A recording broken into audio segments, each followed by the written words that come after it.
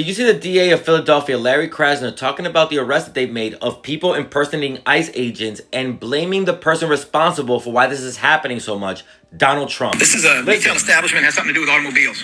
Where did the most highly publicized ICE raid in Philadelphia occur? It's a car wash. If I recall correctly, 3 young men wearing fraudulent shirts who tried to get into a pure dorm of a university, and they were there to do something lawful. They got arrested. What enables this? How have we gotten to the point?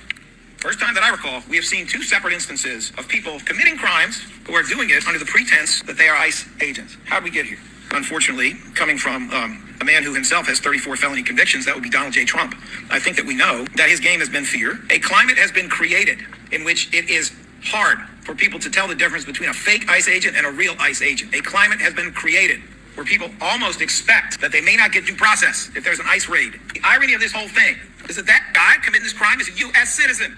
Thank you to Larry Krasner for speaking the truth. Now, the cases he was talking to was one back in February of 3 people impersonating ICE agents trying to get onto a Temple University dorm. And apparently, also that night, they tried to do the same thing inside of an Insomnia cookie. Now, even months later, after this happened, this guy, Stiegelman, was the only one who was detained and charged. The other 2, according to reports, still remain at large. And the other case that Larry Krasner held the whole press conference for was of this one involving 54-year-old Robert Rosato. He went into an automobile shop pretending to be ICE, zip-tied a woman, and stole $1,000. Rosato has been charged with robbery, weapons charges, terroristic threats, impersonating a public servant, and other offenses. And like Larry Krasner says, this is Trump's doing. He is letting ICE agents cover their face, not have to identify themselves, not give people due process. And this atmosphere is leading to vulnerable people being abused by bad actors taking advantage of the situation.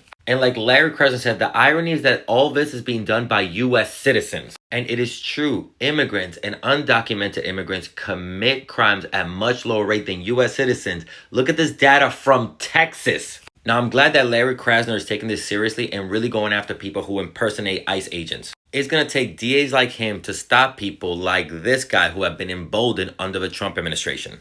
And as always, please consider becoming a paid subscriber on here so I can continue bringing you stories like these.